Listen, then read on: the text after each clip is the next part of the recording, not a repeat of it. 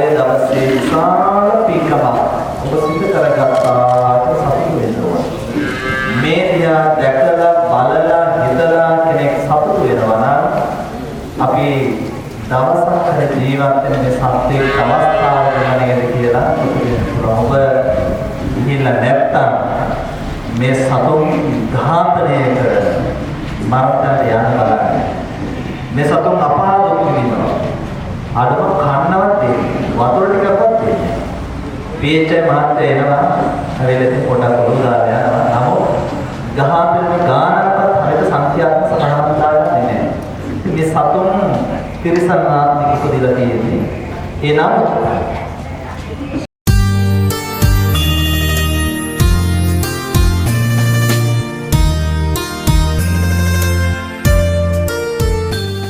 අද දවසේ ඉඳලා මේ දක්වාම අපේ ශිෂ්ටත්වය, සදාචාරය, සભ્યත්වය රැගෙන ආවේ අද වගේ දවසක මේ පැමිණි නීතිමහරහතන් වහන්සේගේ ආගමනයත් සමග. ඒ දේවානම්පියතිස්ස රජ දවසේ ඉඳලා මේ දක්වාම මේ සමාජය ශිෂ්ටත්වයට පැමිණෙමින් තිබෙනවා. හැබැයි අවාසනාවක් තමයි අර ගරු විදුහල්පතිතුමිය කිව්වා වගේ ඒ ශිෂ්ටත්වයේ ඇතුලේ අපිට යම් යම් ක්‍රියා පාලනය කරගන්න බැරි වෙලා තියෙනවා. ඉතින් ඒක නිසා අද මේ පිළිබඳව දීර්ඝ කතාවල් ගොඩක් කතා කරලා තියෙනවා. මේ කතා කරලා තියෙන්නේ මම හිතන්නේ මේ අවස්ථාවට ගොඩක් දායකත්වයක් සභාවේ සරත්යි. ඒ වගේම පාලිත වගේ අයත් එක්ක අපි කතා කරද්දී සරත්ය නිතර නිසා අපි දන්නවා මරණයකින් බේරා ගැනීම කියලා කියන්නේ ඊට වඩා දෙයක් නැහැ. ඒක නිසා තමයි අද වගේ උතුම් දවසක ගවයින්, ගිරිගවයින්, ගැබිනි ගවයින් එතකොට ඒ වගේම පැටවුන් කීප දෙනෙක් අද 10 දෙනෙක් නිදහස ලබනවා. මම හිතන්නේ මේ ගවයින් 10 දෙනාගේ නිදහස ඇතුලේ අපිට කියන විශාල පාඩමක් තියෙනවා. අන්නේ පාඩම තමයි අපි ගන්න ඕනේ. ගවයින් 10 දෙනාගේ ඒ නිදහස් කිරීම කියන කාරණය තුළ අපේ අධ්‍යාත්මය සුවපත් කරගන්න. අධ්‍යාත්මයට පාඩමක් කියා දෙන්න මේක තමයි අද අපිට තියෙන්නේ. ඉතින් මුළු සමස්ත සමාජයක් හැටියට ගත්තාම ඒ තරම් හොඳ නැහැ. අපරාධ රැල්ලේ ලොකු අඩුවීමක් නැහැ.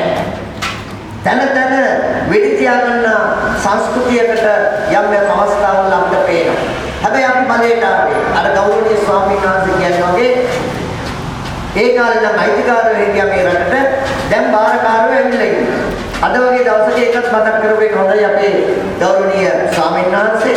ඉතින් අපි බාරකරුවන් ලෙස මේ සමාජය අපට වගකීමක්, යුතුයකමක් හා වගකීමක් තියෙනවා. මෙන්න මේ අපරාධකාරී ක්‍රියාවන් වලින් මේ සමාජය ගලවා ගැනීමේ වගකීම ඉස්සරහට පවත්වාගෙන ගිහිල්ලා මේ සමාජයේ සදාචාරය නැත. අපේ සමාජයේ ලුණු නැහැ කියනවා. අපේ සමාජයේ පොල් නැහැ. දුවදලු ගොඩක් දෙවි ඉන්න අවස්ථාවක්.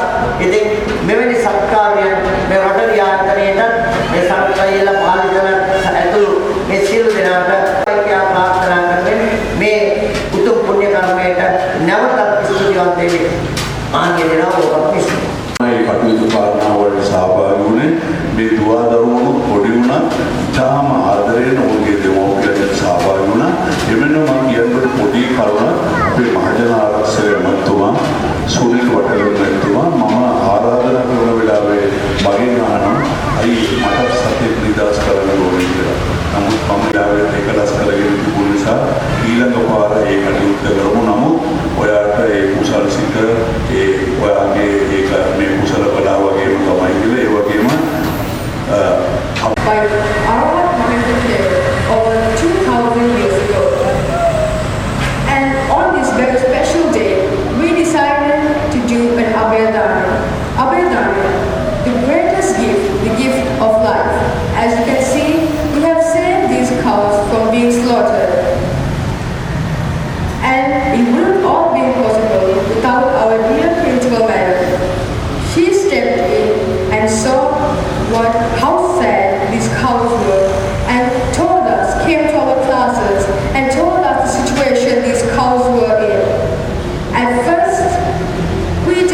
bottle, we just talk about 30 small amounts.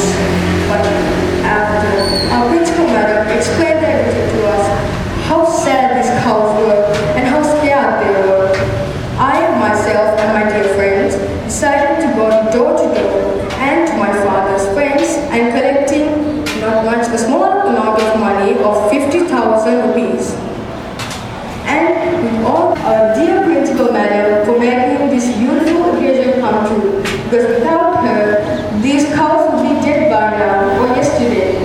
So let's all thank our dear principal madam for saving these cows and giving us this wonderful occasion to go up to.